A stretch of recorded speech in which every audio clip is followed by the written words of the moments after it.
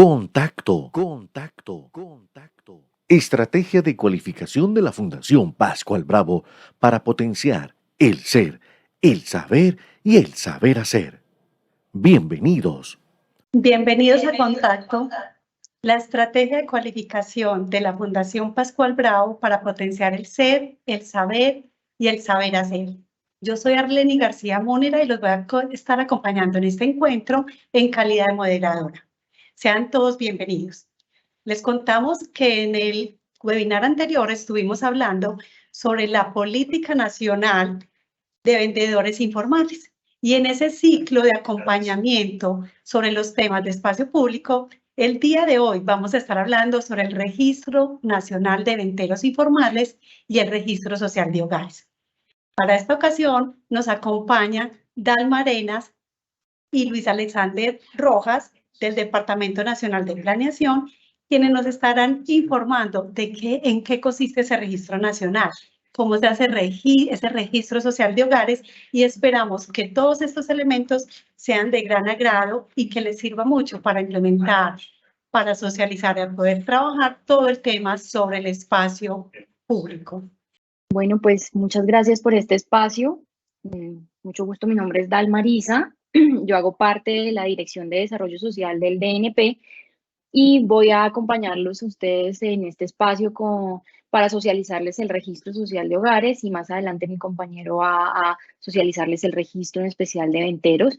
Entonces, quiero iniciar con el registro social de hogares porque es esta una oportunidad y un espacio importante pues para darlo a conocer, y es una apuesta grande que este año vamos digamos, se lanzó y estamos en el proceso de trabajar en fortalecerlo, y es una apuesta del Plan Nacional de Desarrollo. Entonces, vamos a iniciar con la presentación.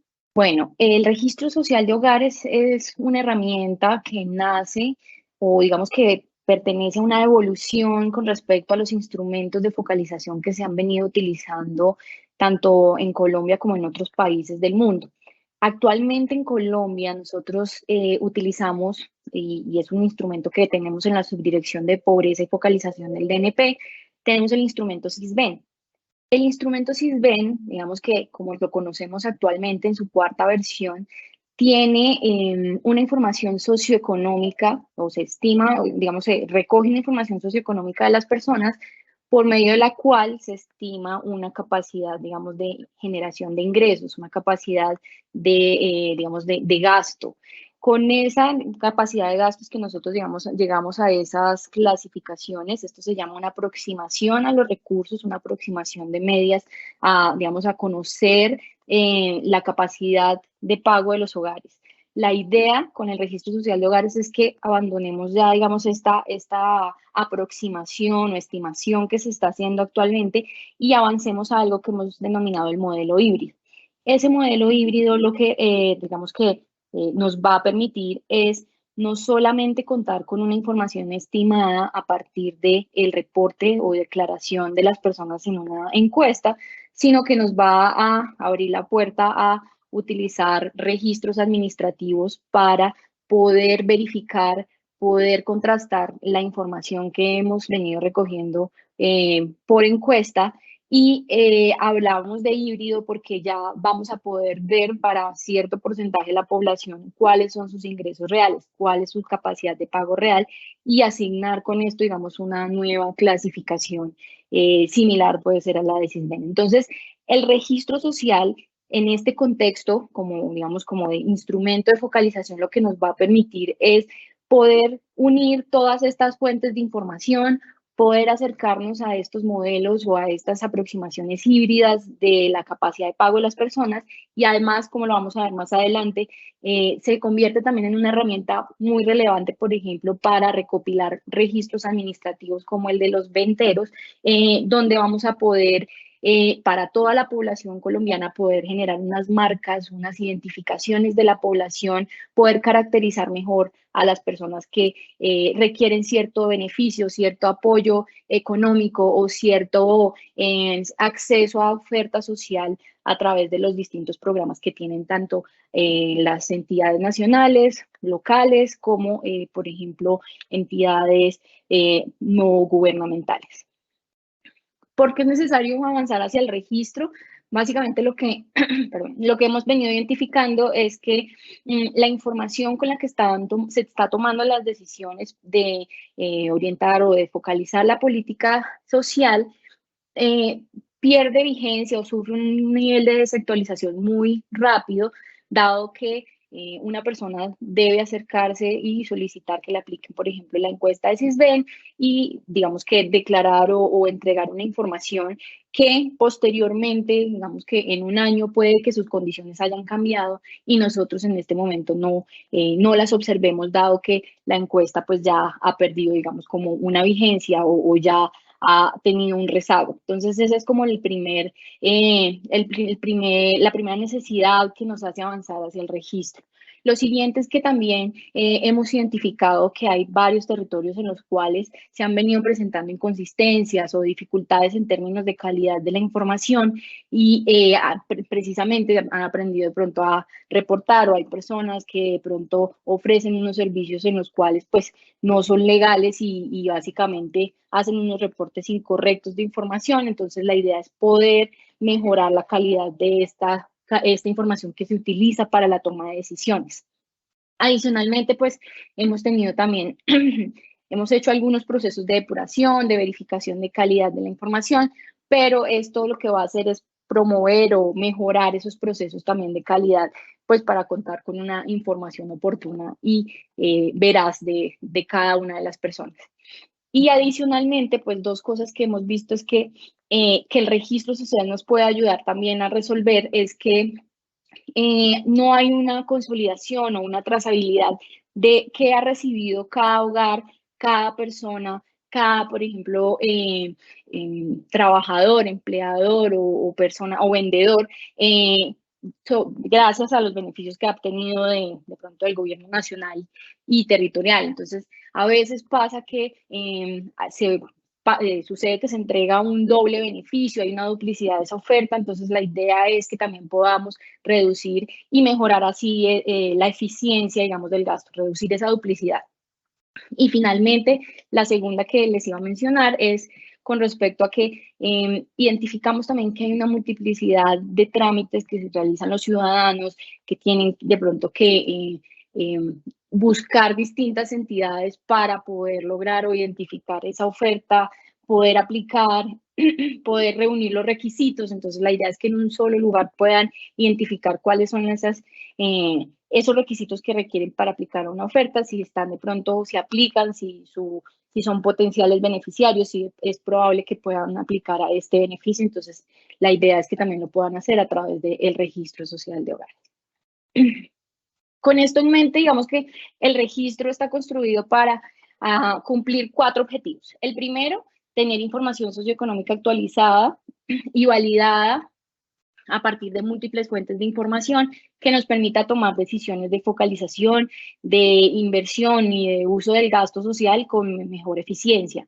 La segunda es poder hacer un seguimiento a esa oferta social a la que han accedido las personas, tanto los hogares como las personas a nivel individual, y poder hacer como esa traza, no solo del gobierno nacional, sino como he mencionado, del gobierno local, también que podamos identificar ese tipo de beneficios a los que se han accedido. La tercera o el tercer objetivo es poder en un solo lugar coordinar, articular y racionalizar la oferta, la entrega de estos beneficios.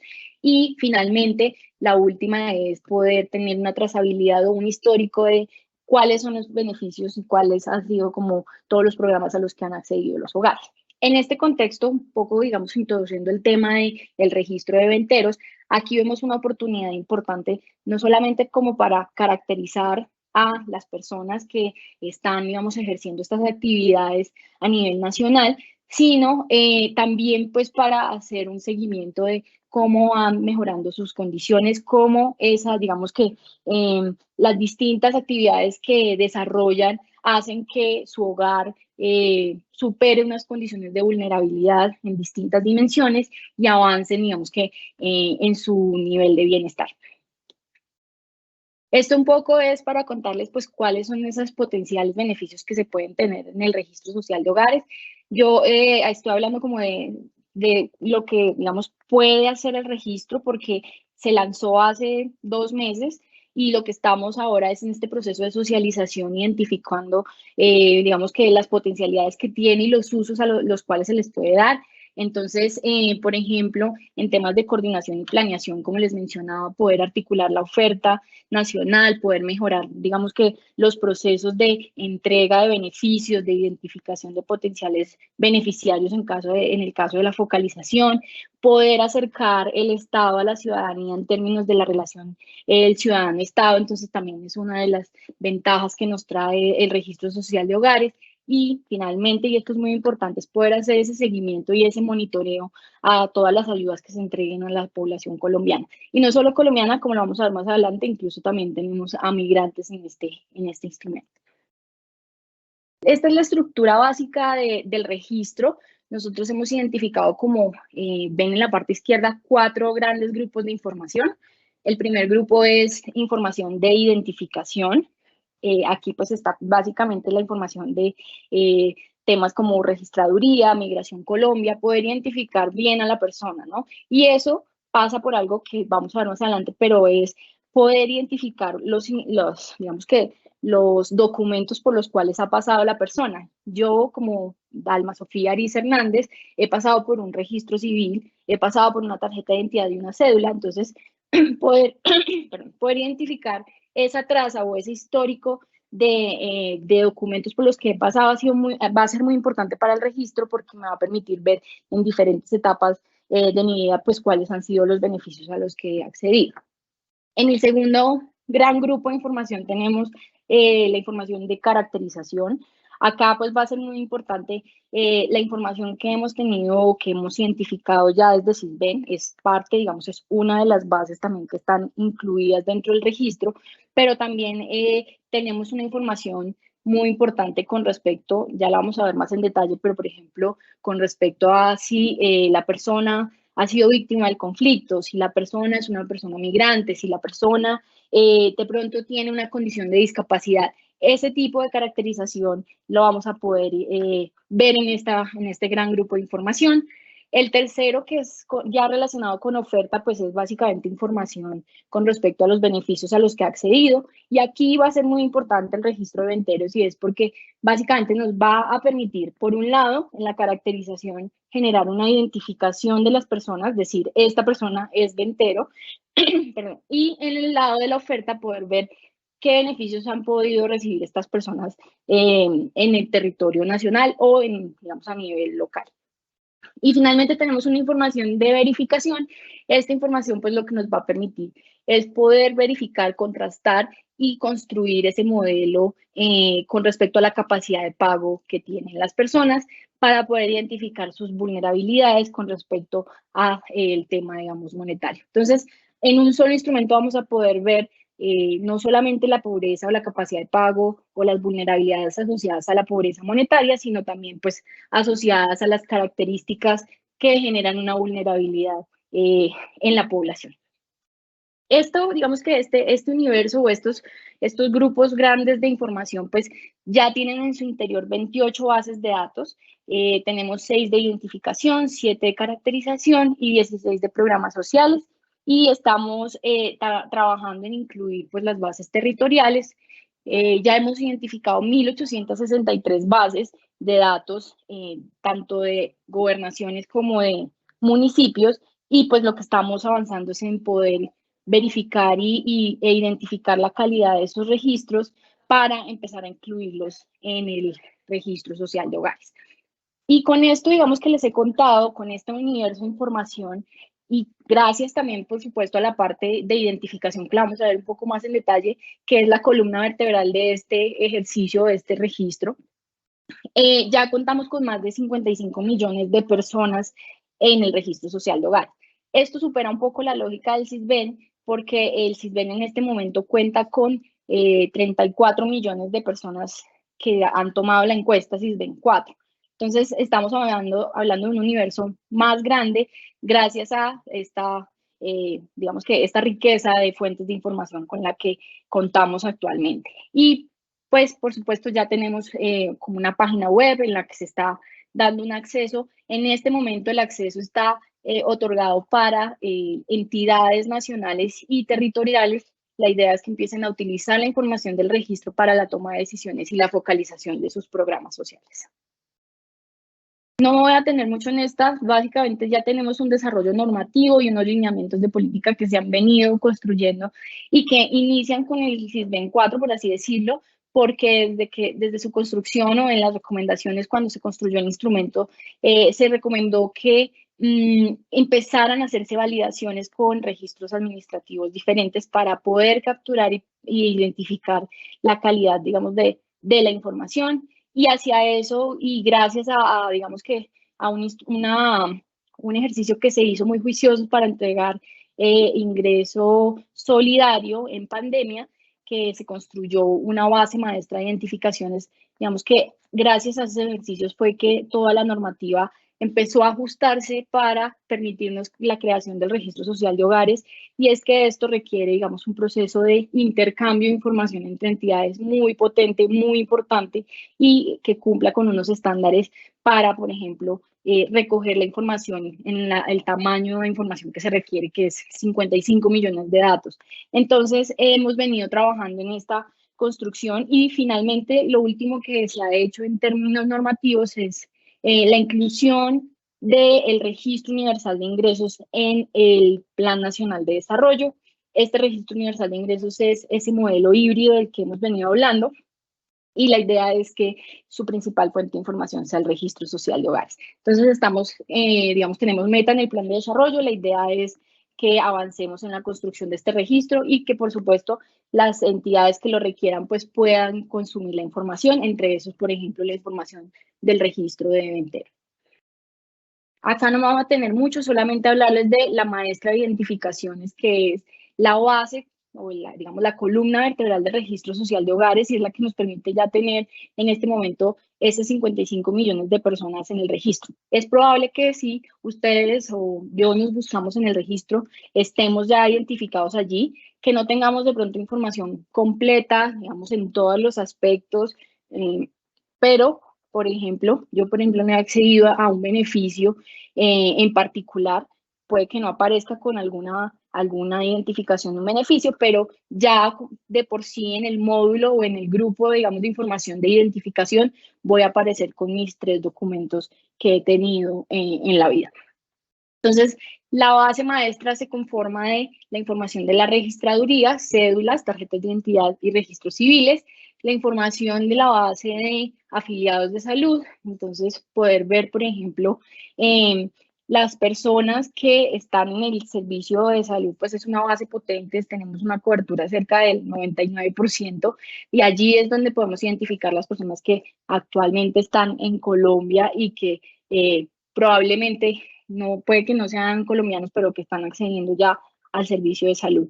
Y eso también lo cruzamos con Migración Colombia, donde tenemos información de permisos especiales de permanencia, cédulas de extranjería, incluso ahorita estamos en proceso también de ingresar salvoconductos. Entonces, eso es lo que hace, digamos, que tengamos una base de datos grande, importante, pues para identificar a las personas. Y a esta base, a esta gran base inicial, le vamos incluyendo esa información con respecto a temas, por ejemplo, de salud, educación, oferta, trabajo, listados censales. Por ejemplo, el registro de venteros puede entrar acá también y va a ser una de las caracterizaciones que se puede identificar o ver de cada una de las personas que en este listado o en estos registros aparezcan. Finalmente, pues esta información se comparte a través de VPN, se hacen acuerdos de intercambio con las entidades, o por ejemplo se establece un web service donde se hace la consulta. Digamos que la idea es que nosotros ofrecemos los distintos canales y identificamos en las entidades pues cuál es el que se ajusta más a su capacidad o desarrollo tecnológico y nos conectamos. Acá básicamente tenemos un listado de cuáles son las fuentes. Las voy a nombrar rápidamente. Como les dije, tenemos de Registraduría, Nacional de Identificaciones, Tarjeta de Identidad y Registros Civiles. De Migración Colombia tenemos los permisos especiales de permanencia, cédulas de extranjería, salvoconductos. En temas de caracterización tenemos, por supuesto, una de las fuentes de SISBEN. Tenemos de el ICFES, Saber 11, quienes han tomado y han aprobado el Saber 11, Saber TIT, Saber Pro. De Unidad para las Víctimas, quienes están en el Registro Único de Víctimas. De Ministerio de Educación, quienes están o han, digamos que, superado niveles educativos en CIMAD, en SNIES para educación superior. De la Federación Nacional de Cafeteros nos comparten el sistema de información cafetera para identificar la población cafetera en Colombia. De oferta tenemos de Prosperidad Social, quienes han accedido a ingreso solidario, a compensación de IVA, Familias en Acción, Colombia Mayor, Jóvenes en Acción, o programas de inclusión productiva como RESA, FEST, Mi Negocio, IRACA. De ICETEX, quienes han accedido a créditos educativos, por ejemplo, que han tenido una condonación en su deuda o un beneficio en su tasa. Quienes han estado en el programa de Generación E. Del Ministerio de Educación, quienes están en el programa de alimentación escolar, y en ADRES tenemos pues la base de afiliados para ver quiénes están en régimen subsidiado y régimen contributivo. La idea es que con esta información, pues yo ya cuando tenga que, digamos, en territorio, quiera recoger una información de mi población, pues no tenga que preguntarle, por ejemplo, en una encuesta, si pertenece al régimen subsidiado contributivo, porque yo ya lo puedo validar vía un registro administrativo, que no tenga que preguntarle cuál es su nivel educativo, porque yo ya pueda validarlo a través de un registro del Ministerio de Educación. Entonces, tener todas estas fuentes conectadas, pues es algo que creo que sirve muchísimo pues para la toma de decisiones. Acá solamente tenemos un listado como de las bases que próximamente van a ingresar al registro social, en cuales ya hemos venido firmando acuerdos de intercambio y avanzando. Venimos avanzando con ICBF, Unidad para las Víctimas, FINAGRO, IGAC, Agencia Nacional de Tierra, Ministerio de Salud, Supernotariado de Registro. Entonces vamos en ese proceso como de conectar más fuentes de información, y pues esto es una base o es un sistema de información que está vivo y básicamente va a continuar en ese proceso de avance o de conexión de más fuentes. Y aquí tenemos como unas etapas por las cuales esperamos que este registro vaya pasando o vaya avanzando a medida que nos movamos como en el tiempo. Entonces, la etapa en la que estamos actualmente es la etapa 1. Básicamente lo que estamos haciendo es, primero, conectar las fuentes de información. Segundo, explorando con cada una de las entidades cuál es el uso que se le puede dar a esta información, cuál es la mejor manera de utilizar esta información en sus procesos de focalización, y cómo esta información pues también fortalece temas de calidad de la data, sobre todo en tema territorial. Entonces, la idea es que esta información pues sea útil para esos procesos. La segunda etapa es una etapa en la cual esperamos ya se pueda loguear o iniciar sesión cada una de las personas en Colombia y pueda hacer una validación o una verificación de la información que tiene el registro social de ellos. En este caso, por ejemplo, que un ventero sujeto pues a una previa identificación, validación de identificación, pues pueda ingresar y pueda ver, por ejemplo, que ha sido marcado como ventero gracias a que ya está en el registro de venteros. Pueda identificar, por ejemplo, si la conformación de su hogar, pueda validar, por ejemplo, algunos temas de la caracterización que tiene el registro social de ellos, y pueda ver cuáles son los beneficios a los que ha accedido y validar que esto sea cierto. Entonces, esto nos va a permitir pues tener un poco de control, rectificación de información, y además y eso va un poco integrado a la etapa 3, que pueda empezar a identificar cuál es la oferta a la que puede aplicar. Entonces ahí viene un poco algo que hemos denominado la ventanilla única del registro social de hogares, y es poder identificar o hacer un mapeo de la oferta a la cual podrían acceder estas personas que ya están previamente identificadas y a las cuales ya se han identificado sus vulnerabilidades o, digamos, sus necesidades para poder avanzar en su capacidad de pago y en su bienestar. Entonces, una vez identificamos esas necesidades y tenemos por un lado el mapeo de una oferta con sus criterios de ingreso, podemos hacer ese match entre el ciudadano y la oferta social. Esa es la idea y eso es pues a lo que le apuntamos en la ventanilla única. Una ventanilla única que esperamos pueda ser utilizada desde todas las entidades nacionales y territoriales y que nos permita en un solo lugar darle una atención al ciudadano integral sobre la oferta social.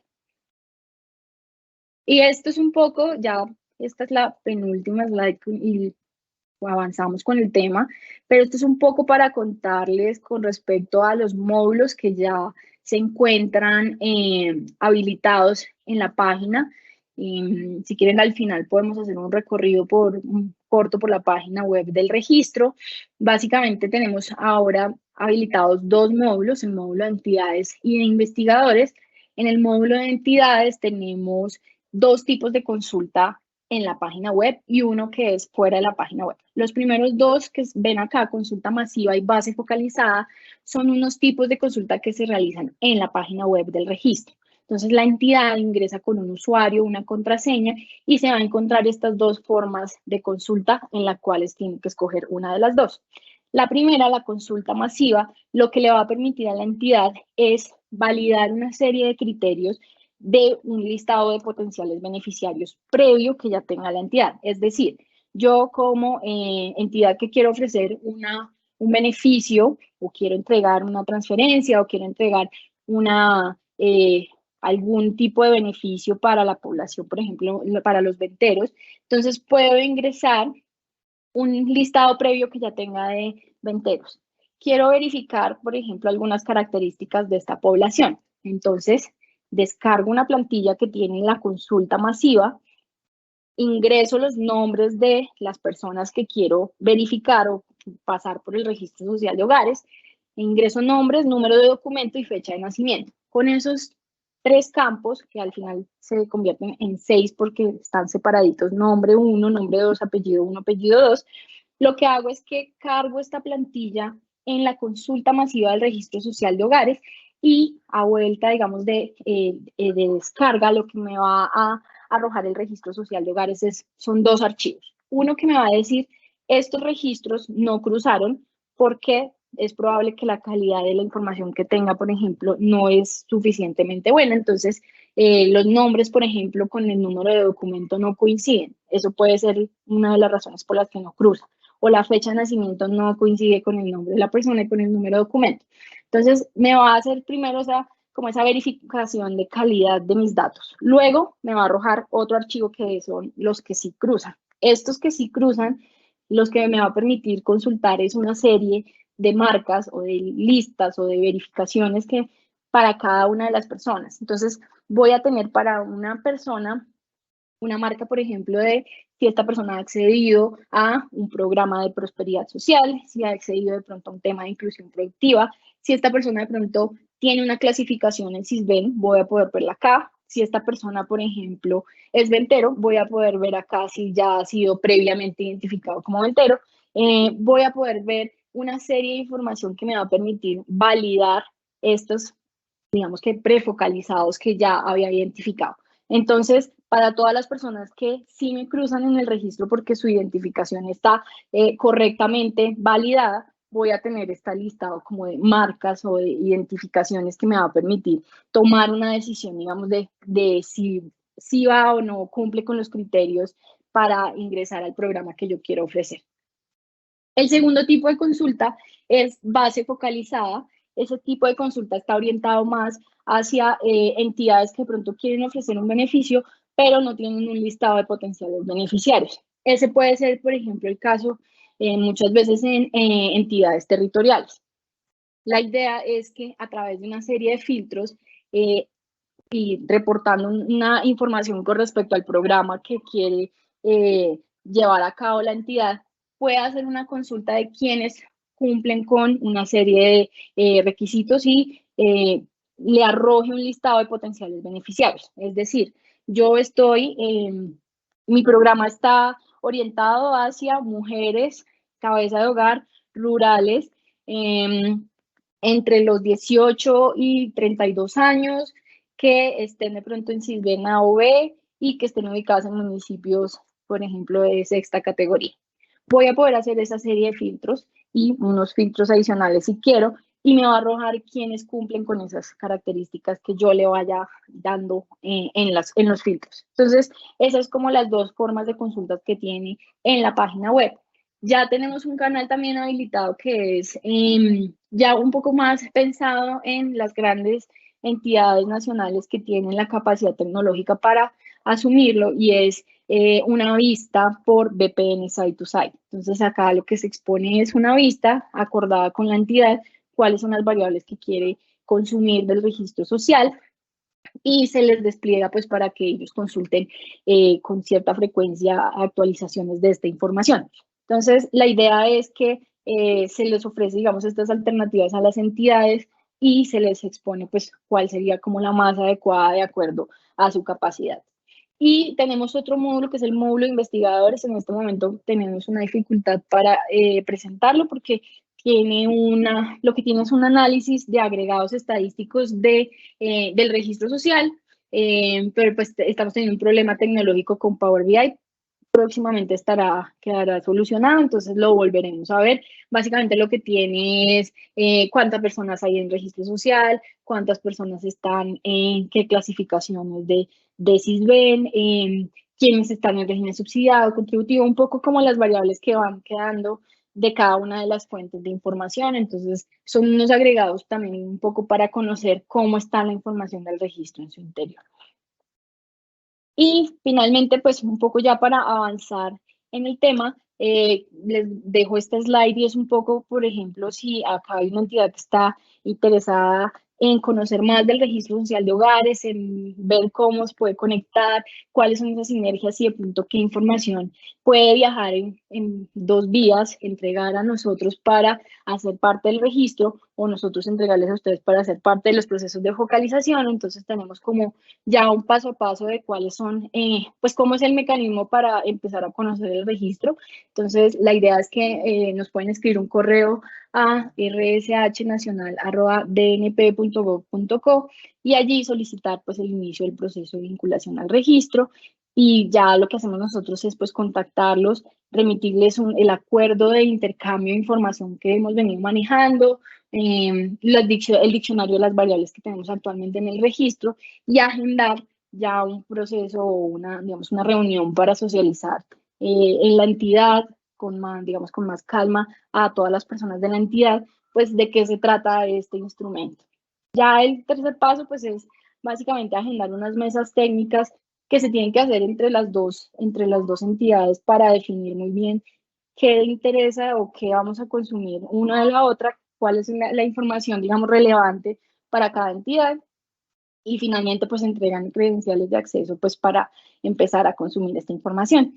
Entonces, si quieren, al final, en unos 5 minuticos avanzamos, mientras hacemos ya el cierre, les podemos mostrar cómo se ve esto en la página web.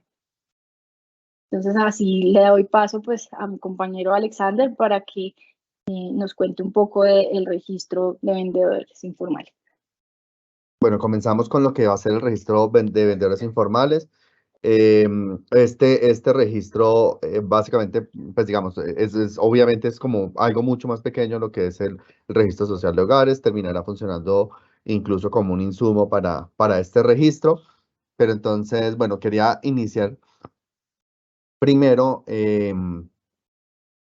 digamos, preguntando o contándoles por qué la necesidad de crear este registro de vendedores informales. Entonces, lo primero ahí es aclarar que, pues, obviamente, esto parte principalmente de una ley, la ley 1988 del 2019, en donde se creó la obligación al Ministerio del Trabajo y al Ministerio del Interior de construir una política pública de vendedores informales. Pero más allá, bueno, y al DNP, a la entidad en la cual pertenezco, le da la obligación de hacer el seguimiento al diseño de la política y el seguimiento a la implementación de la política también. Incluso creo que, si mal no recuerdo, también hay un compromiso con evaluación, que pues eso ya será algo que se irá a hacer ya mucho más adelante. Entonces, en principio, bueno, esta ley en su artículo 4, en el literal G, establece la necesidad de crear un registro de vendedores informales, Incluso habla de un tema de carnetización, que pues eso sí ya no le compete al ministerio, perdóname, al Departamento Nacional de Planeación. Esto será algo que además es de utilidad de los municipios y de los departamentos, más que del orden nacional, de las entidades de orden nacional. Por tanto, nosotros llegaremos hasta la construcción del registro de vendedores informales. Entonces, lo primero es eso, es establecer que pues es un mandato de la ley. Por otra parte, también es importante, digamos, mencionar de que es necesario, o sea, el registro, más allá de que la ley lo establezca, es necesario para poder identificar y caracterizar la población que es vendedora informal, sí, que no es lo mismo que vendedores informales. Ahí la misma ley incluso establece y la política establece las diferentes categorías de vendedores informales. Entonces, los ambulantes son un grupo de ellos. Entonces, es importante identificarlos, saber sus principales características, su actividad económica, qué desarrollan qué actividad desarrollan en el espacio público. Es importante nivel educativo, no sé, la caracterización como tal de esta población con el fin de poder orientar la oferta institucional que va a ayudar a mejorar la calidad de vida y el desarrollo de su actividad productiva, de la actividad productiva de estas personas. Entonces, esa es la otra razón por la que es necesario construir este registro de vendedores informales. Y adicionalmente, un punto importante y digamos que fue algo que surgió después precisamente del origen de la ley, de que se desarrollara la ley, y fue la emergencia económica y social que tuvimos nosotros por la pandemia, por el COVID-19. En ese momento, pues, Dalma lo mencionó al inicio, en ese momento hubo la necesidad de, bueno, hay una situación económica importante que está afectando la vida de los ciudadanos. Los más afectados son los que más están desprotegidos y claramente uno de ellos son los trabajadores informales, no solo los vendedores informales,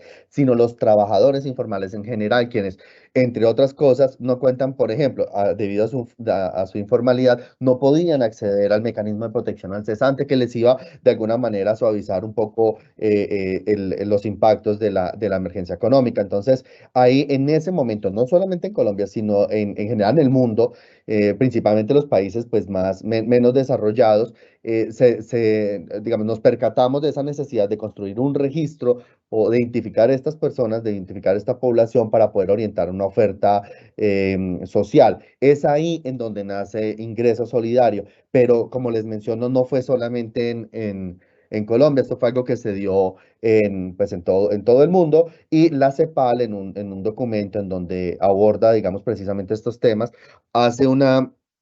Dalma, le das a la siguiente, por favor.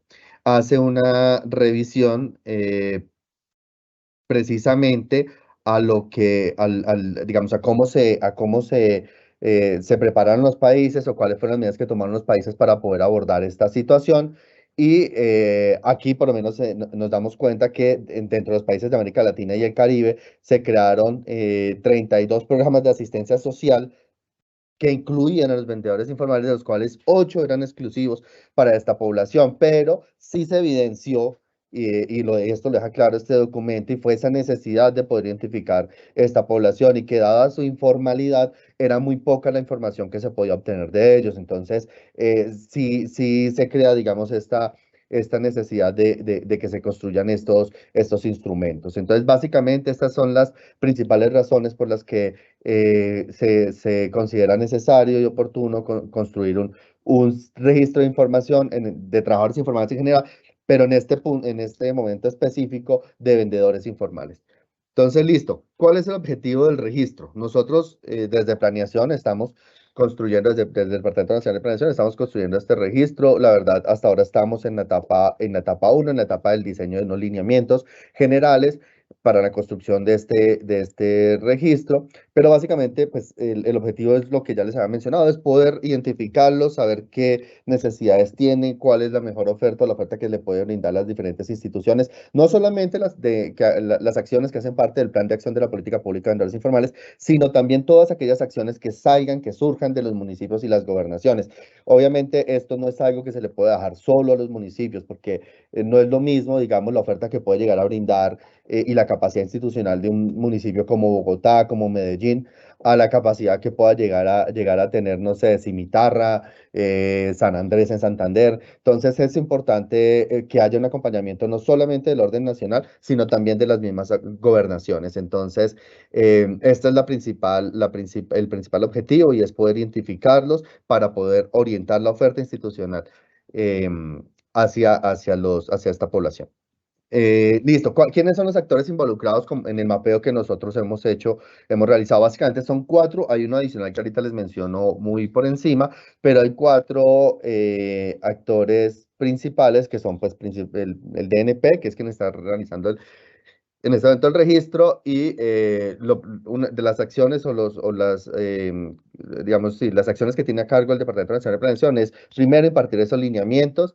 Segundo, asistir permanentemente a las alcaldías y a las gobernaciones, administrar el Registro Nacional de Vendedores Informales, que es diferente al Registro Municipal de Vendedores Informales. Aquí de pronto les menciono un poco, y es que como nosotros tenemos mapeado este registro, vamos a partir primero de unos registros municipales, que son los registros que pues va a desarrollar cada uno de los municipios. Esto va a ser a demanda. Claramente no van a estar los 1.100 y tantos municipios del país, porque pues no todos tienen la problemática de la informalidad como para poder, o como para que haya la necesidad de que hagan la construcción de un registro de vendedores informales, pero sí a demanda hacer esta construcción de estos registros. Entonces, nosotros vamos a hacer el acompañamiento para el registro, para que las municipios hagan el registro municipal de vendedores informales, pero también vamos a administrar el Registro Nacional de Vendedores Informales, que va a ser algo que va a surgir después de que ya varios municipios hayan hecho su registro y nosotros les solicitemos estas bases de datos, las administremos en un espacio en la nube, y pues es con base en esa información de donde nosotros vamos a generar los diferentes documentos de caracterización de esta población, y será la información que tal vez alimente lo que va a ser el registro social de hogares, que eso es algo que todavía no está bien definido. Bueno, y sí, lo otro es realizar los informes de caracterización, como les indicaba. El Ministerio del Trabajo tiene 2 acciones en este sentido súper importantes, y es de articulación principalmente con las entidades territoriales, hacer la articulación con el DNP, y la otra acción importante es acompañar la implementación, hacer todo el acompañamiento a la implementación del Plan de Acción de la Política Pública. Entonces las alcaldías son las encargadas, tendrán que realizar encuestas. Esto no hay otra forma diferente. Además, pues ya por algunos ejercicios que hemos conocido de algunas alcaldías que ya vienen realizando algún tipo de registro, es necesario que se haga a través de encuestas. Las alcaldías deben realizar también una sensibilización con las organizaciones de venteros. Es importante darles a conocer que esto no es una herramienta para perseguirlos, no es una herramienta para perseguirlos, es una herramienta, como ya les mencioné, para poder orientar la oferta institucional a esta población. Entonces, pero hay que hacer un trabajo con ellos para que no haya una barrera de acceso a la recolección de información primaria. La otra acción es digitalizar las encuestas que se realicen en territorio, actualizar permanentemente las bases de datos, transmitir esta base de datos al Departamento Nacional de Planeación, implementar la política pública de vendedores informales y complementar la oferta. Además, porque no queremos digamos, sí es importante sensibilizar a los municipios y a los departamentos en que no nos podemos quedar solo con la oferta que salga del Plan de Acción de la Política Pública. Las alcaldías y las gobernaciones también pueden construir una oferta de la mano, incluso con entidades del orden nacional. Por ejemplo, no sé, el SENA, que es una entidad que está en todos los municipios, pueda también construir una oferta orientada a las necesidades de competencias de esta población. Entonces es importante que haya un trabajo ahí. Y las gobernaciones, bueno, las gobernaciones también, digamos, van a jugar un papel muy importante, y es precisamente en ese acompañamiento técnico, en ese apoyo incluso de pronto financiero para los municipios más pequeños, ¿no? Como les decía hace un rato, no es lo mismo la capacidad que pueda tener Medellín, Bogotá, Cali, en la construcción de estos registros, y la oferta institucional que se construya desde el municipio para esta población, no es lo mismo en un municipio grande y un municipio pequeño. Entonces, sí o sí es importante que las gobernaciones participen también en la construcción de este registro y de la oferta de servicios para esta población. Pasas a la siguiente, por favor. Entonces, nosotros tenemos identificados 4 hitos, principalmente un primer hito de lo que va a ser el registro de vendedores informales es la construcción de un documento de lineamientos técnicos, que todavía estamos en esa etapa, que es básicamente, es un documento que le va a indicar a las alcaldías cuáles van a ser las variables mínimas necesarias que van a tener, que sí o sí van a tener que estar en los registros de vendedores informales, porque hablamos de unas variables mínimas, como lo mencionaba Dalma también en su presentación, la interoperabilidad con el registro social de hogares, que lo que queremos nosotros es que esta base de datos sirva también como insumo al registro social de hogares. Para que haya esa interoperabilidad es necesario que haya unas variables mínimas. Pues nosotros tenemos que garantizar eso, pero no solamente están esas variables que pueden llegar a exigirse para poder hacer la interoperabilidad con registro social de hogares, sino que también están otras variables que son de interés nacional. Estas son las mínimas, ¿sí? O sea, cada municipio puede construir sus propias variables, puede solicitar la información en las encuestas que consideren necesarias, pero sí van a tener que tener por lo menos mínimamente las que nosotros establezcamos para poder realizar ese análisis ¿de qué? De la información y pues que para que de alguna manera esté estandarizada. Listo. Y lo otro es la estructura de base de datos. Entonces también hay que, desde el Departamento Nacional de Planeación, saldrán esos lineamientos, tendrán también como cuál va a ser esa estructura que debe llevar cada una de esas bases de datos. Por otra parte, el otro hito es la elaboración de una prueba piloto. Bueno, entonces lo primero, el primer hito que son los documentos de lineamientos, esos nosotros los tenemos contemplados para sacar este año, estamos trabajando en ello. Para partir del 2024, la idea es iniciar con la elaboración de las pruebas piloto, la idea es abordar por lo menos unos municipios grandes, otros medianos, otros pequeños, uno, dos, bueno, no sé qué tantos, pero que sí por lo menos estén esos 3. Ya hay algunos municipios interesados en que se realice esta prueba piloto en determinado municipio. Pues igual acá la idea es que esto sea una selección objetiva, que se tengan en cuenta criterios de informalidad, por ejemplo. En fin, entonces bueno, esto iniciaría en el 2024. Para el 2025 la idea es ya hacer la construcción de los lineamientos del Registro Nacional de Vendedores Informales. Ya en el 2025, ya con lo que se logre construir durante el mismo 2025 del Registro Municipal de Vendedores Informales, empezar a alimentar este registro nacional. Y pues para eso el Departamento Nacional de Planeación tendrá que sacar también unos lineamientos para construir, digamos, ese protocolo de cómo va a funcionar ese traslado de la información de los municipios al Departamento Nacional de Planeación, bueno, y todo lo que corresponde a la construcción de este registro nacional. Y ya en el 2026 la idea es comenzar a sacar unos documentos de caracterización de esta población. La idea es que sean permanentes, pero bueno, ahí digamos terminaría nuestro trabajo en el año 2026. Por favor, la siguiente, Dalma.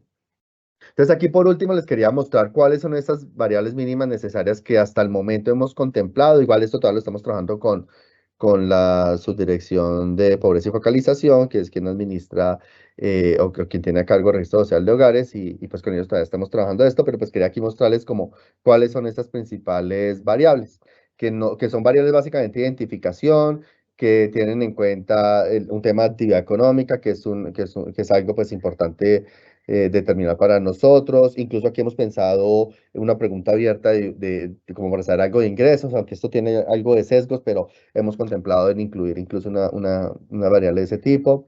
Y pues el tipo de vendedor, que es otra información también importante. Ya lo demás sí es información básicamente de caracterización e identificación de esta población.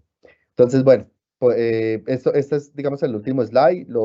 Me quedaría de pronto mencionarles algo que no les dije al principio, que hace parte también de por qué o digamos, de justificar la necesidad de la construcción de este registro.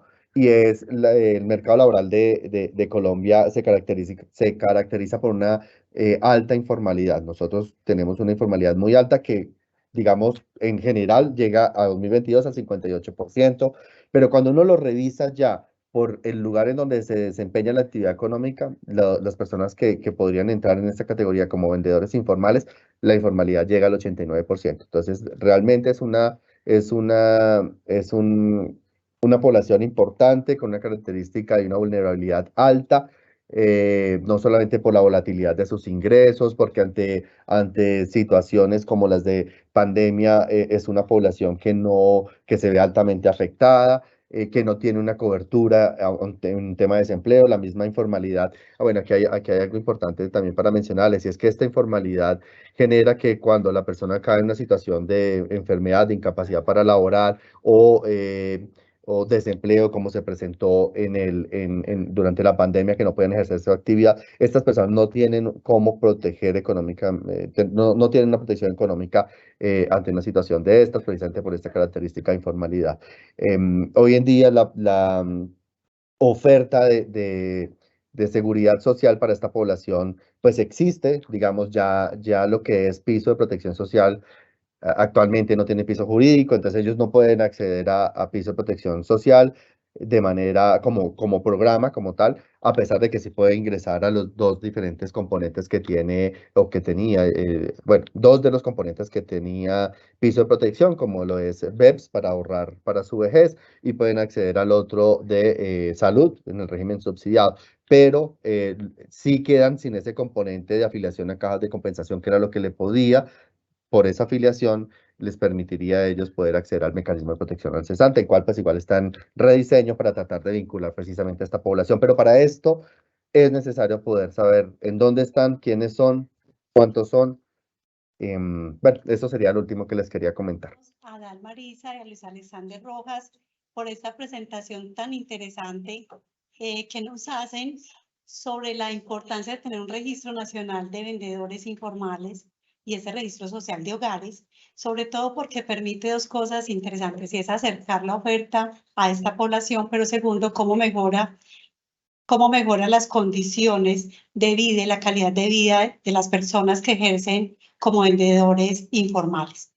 Le recordamos a todas las personas que están participando de este encuentro que en el chat encuentran un link donde pueden registrarse y dejar sus datos, efectivamente para que les lleguen además de las memorias y el link para el acceso nuevamente al video, para que puedan acceder al certificado de participación de este encuentro.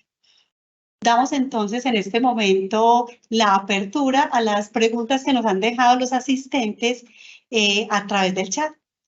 Entonces, la primera pregunta que nos hacen es cómo lograr que a través de ese registro y esos datos que nos arroja el sistema, efectivamente se pueda aumentar ese impacto social, pero además que eso ayude a disminuir las ventas informales y promover la formalización de las ventas. Precisamente la política pública, el plan de acción va orientado a esto. Digamos que la formalidad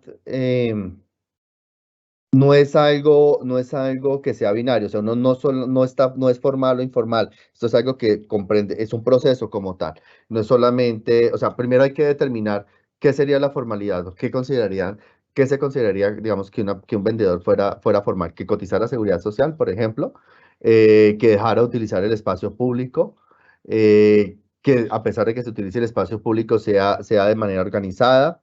Sí, habría que determinar precisamente primero qué se va a entender por formalidad, formalizarlos a ellos, pero digamos, pensando en lo deseable que es el conjunto de cosas, hacia allá va dirigida el plan de acción, y esperamos que con esto, que con la implementación del plan de acción de la política, logremos que estos vendedores informales den un salto a la formalización, que los municipios puedan carnetizarlos, realmente es el municipio el que debe carnetizarlos, que el estar registrado le permita, no, digamos, no sea No todos los que estén registrados tienen que ser carnetizados, no, pero sí por lo menos que los que estén ahí tengan la posibilidad de carnetizarse y que sea obligatorio para tú poder tener esa carnetización que te va a dar a ti la libertad y la tranquilidad de trabajar sin que la policía te esté, digamos, requiriendo por estar ejerciendo esta labor. Te va a permitir hacerlo, digamos, con mayor tranquilidad, el hecho de que se te carnetice. Y para esto va a servir el registro de vendedores informales. Asimismo, digamos, no sé, hay algo, por ejemplo, otro punto que es súper importante también. Pensemos, por ejemplo, las personas que realizan una actividad económica que hacen, digamos, producción de alimenticia, digamos, no sé, comida rápidas en la calle.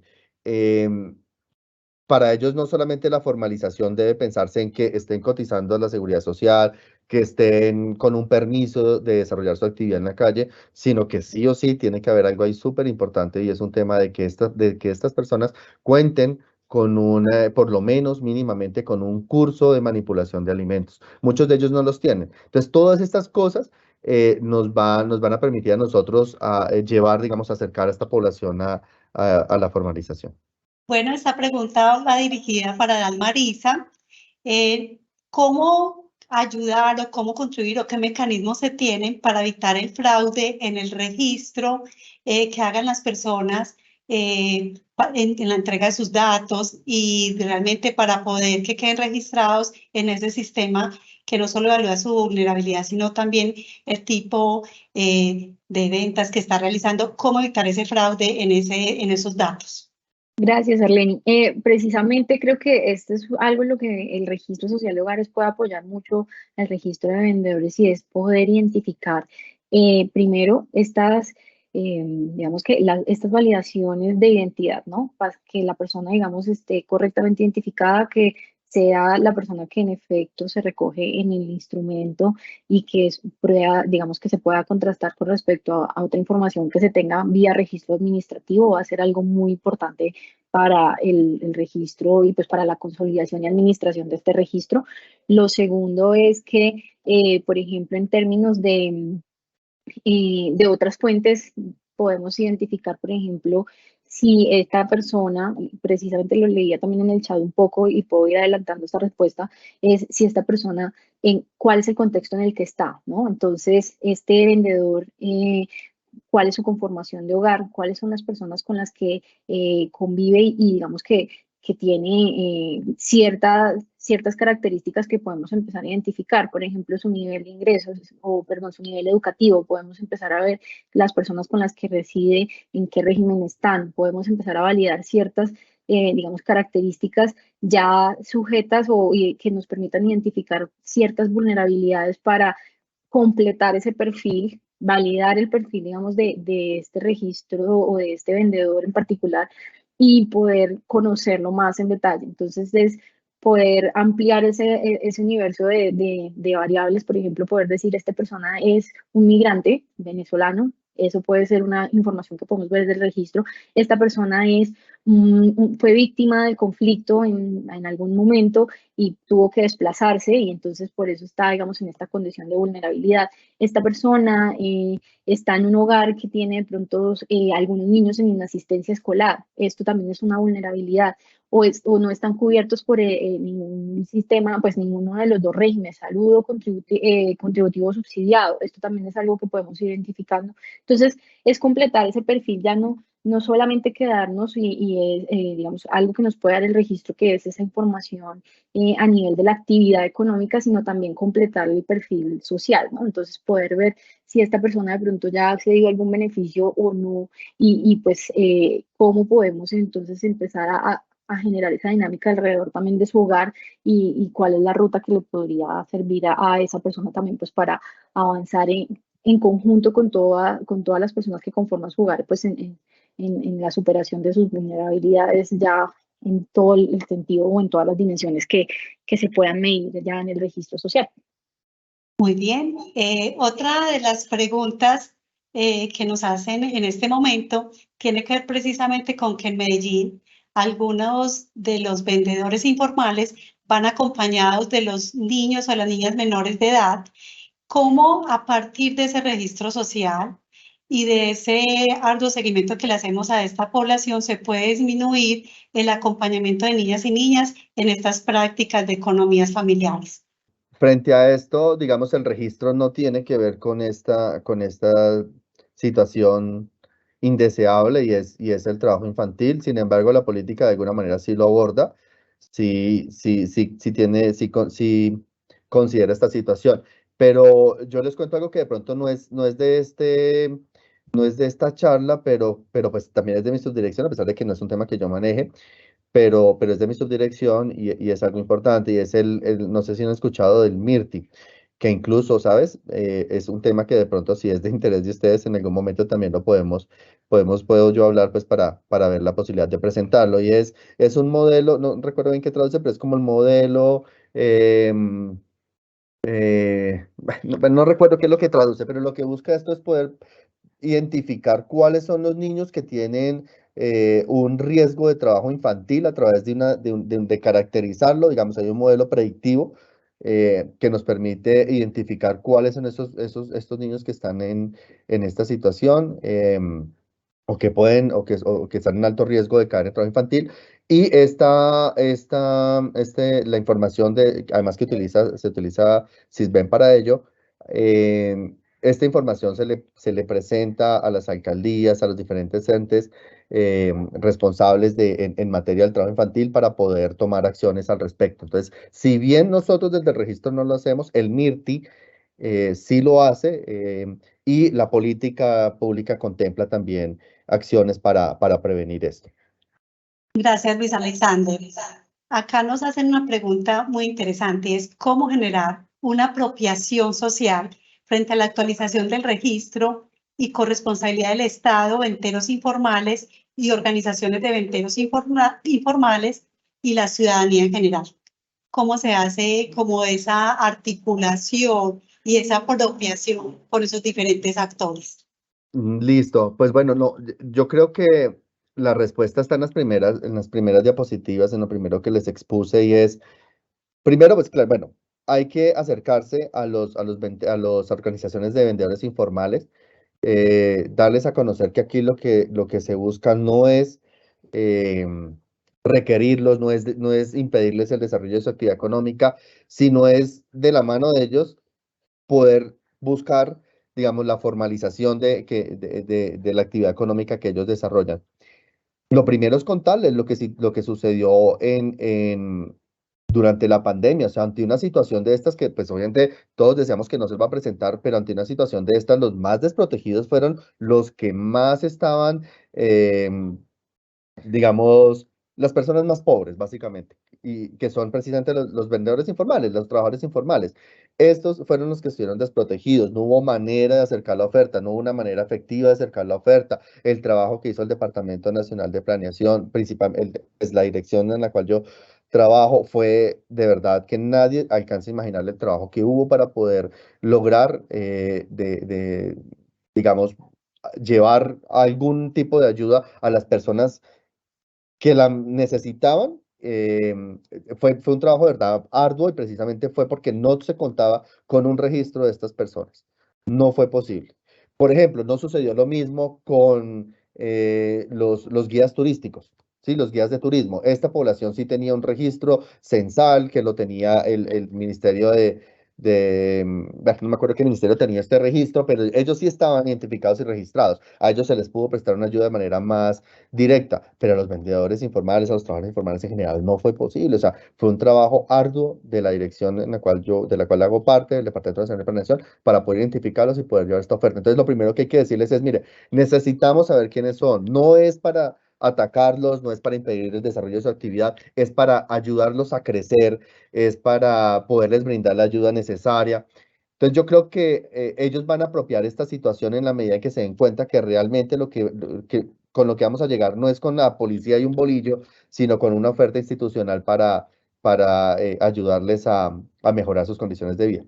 Bueno, nos hacen acá una pregunta adicional, y es de qué forma este registro contribuye al control mismo en la ocupación del espacio público frente a las condiciones y el ejercicio de la actividad económica.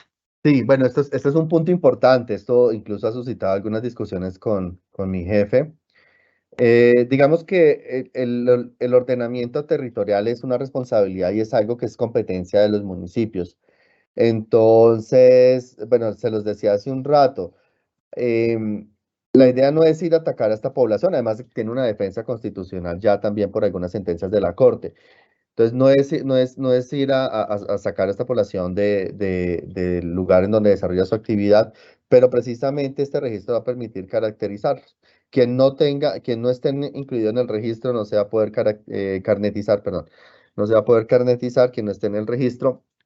Y asimismo, digamos, va a poder, digamos, ya la gente que está ahí, lo que hay que garantizar es que es gente que realmente está en una situación de vulnerabilidad y no tienen, digamos, otra opción de vida para conseguir recursos y poder subsistir. Eso es lo primero que identificar, que no hayan, por ejemplo, pensionados ejerciendo una actividad económica de este tipo. Bueno, este tipo de cosas, sí, pero las personas que realmente son vulnerables y que tienen la necesidad de hacer uso del espacio público para desarrollar su actividad, pues son las que van a estar sujetas a una carnetización y a contar, y esa carnetización les va a dar el permiso precisamente para desarrollar la actividad. Y es ahí en donde las alcaldías van a tener un trabajo bien importante y es en el caso en que sea necesario reubicarlos, acondicionar el espacio para que ellos puedan ejercer su actividad y construir toda la oferta que sea necesaria, teniendo en cuenta sí o sí, siempre lo que María José les explicaba en bueno, no sé si fue en la anterior capacitación, pero cuando ella presentó la política pública de vendedores informales, ella hacía énfasis en eso y es en lo importante en que no, la gente, digamos, no se les ofrezca un espacio en el que no va a ir nadie a comprarles, porque pues esos ejercicios ya se han hecho y nunca han terminado bien en donde se han realizado. Entonces, digamos, la carnetización y el registro le va a permitir a las alcaldías identificar y caracterizar, no solamente con la información que recojan ellos de este registro, sino con el registro social de hogares, ver, mejor dicho, la hoja de vida completa de la persona que está desarrollando la actividad, focalizar una oferta y por medio de la carnetización poderlos ubicar y garantizar pues que no, que no entren nuevas personas que no necesiten desarrollar o hacer uso del espacio público para obtener un ingreso de subsistencia, básicamente. Muy bien. Nos queda como una última pregunta y tiene que ver es cuáles son los sistemas o los mecanismos de comunicación pública que están empleando para dar a conocer toda esta oferta, para que una persona pueda ingresar y tener la información, pero sobre todo para que las alcaldías puedan entrar, conocer, identificar y conocer tanto el sistema como los resultados que ha arrojado todo este ejercicio tan valioso de tener ese registro nacional de vendedores informales. Puede ser a través de la página o de qué mecanismos han utilizado y que las personas puedan ingresar. Listo. Actualmente, como les mencionaba, nosotros estamos en la primera etapa, que es en la etapa de diseño. Nosotros, pues, por tanto, no hemos empezado a hacer divulgación de ningún tipo. Sin embargo, pues obviamente la ley está y quienes son interesados en este tema, pues ya saben que se va a hacer este registro si consultan la ley, como es el caso de algunos municipios que se han acercado a través del Ministerio del Trabajo bueno, y el acompañamiento territorial que hace el ministerio.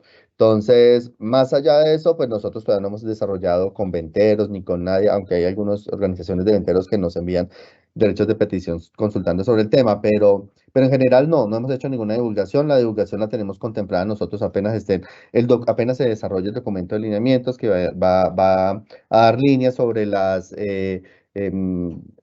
va a dar lineamientos sobre la construcción de este registro de vendedores informales. En ese momento, nosotros empezaremos a hacer un trabajo ya de divulgación que, como lo tenemos contemplado inicialmente, es a través no me acuerdo el nombre exacto, pero es como las organizaciones de municipios y de departamentos, asocapitales, creo que se llama uno, y el de departamentos no me acuerdo cómo se llama, pero la idea es a través de estos darle a conocer a los alcaldes. Incluso, pues al interior del Departamento Nacional de Planeación, nosotros, como ahorita pues viene la elección de nuevos alcaldes, los nuevos mandatarios, nosotros, una de las direcciones que hace parte del Departamento Nacional de Planeación, tiene un programa que acerca, digamos, y brinda información a los alcaldes para la construcción de los planes regionales o municipales o departamentales de desarrollo. Entonces, la idea es a través de esta dirección y de la cercanía con los mandatarios, con los no mandatarios, también darles a conocer el trabajo que se viene desarrollando para la construcción del registro de vendedores informales y que incluso, pues, quien quita, algunos municipios lo vinculen dentro de sus planes de desarrollo. Entonces, esa sería la respuesta. Creo que ha sido muy claro y muy acertado el tema, sobre todo porque contribuye a fortalecer los procesos de apoyo a la gestión que la Fundación Pascual Bravo realiza al Distrito de Medellín y cómo realmente, como hablamos desde el webinar anterior, le damos como un uso y una apropiación adecuada al espacio público, pero además cómo ayudamos a contribuir con el fortalecimiento y mejorar las condiciones de vida de las personas que también hacen uso del espacio público para su sustento diario y para fortalecer también como esas economías familiares y sociales. Agradecemos a Luis Alexander Rojas y a Almarisa del Departamento Nacional de Planeación por esta información y este conversatorio en el cual el día de hoy nos arrojan elementos tan importantes como reconocer e identificar la vulneración de las personas que acceden a las ventas y a las ventas formales y tanto informales para su sustento, pero también cómo eso ayuda a las economías locales de las ciudades y los distritos. Segundo, cómo estas familias también pueden acceder a la oferta y mejorar sus condiciones de vida. Pero tercero, también cómo se hace el relacionamiento y ese acompañamiento en el espacio público a todos y cada uno de los ciudadanos. Entonces les damos las gracias a Dalma y a Luis Alexander por este encuentro del día de hoy. Gracias a todos por acompañarnos en este encuentro de contacto, donde llevamos ya 2 webinars dedicados al espacio público. Esperamos contar con ustedes en el próximo encuentro, donde les estaremos haciendo llegar la invitación y recuerden dejarnos sus datos a partir del link que está en el chat del encuentro para que puedan recibir su certificado y seguir recibiendo la invitación a estos temas de ciudad. Gracias a todos. Hasta la próxima ocasión. Fundación Pascual Bravo. Transformamos desde el ser para trascender en el hacer.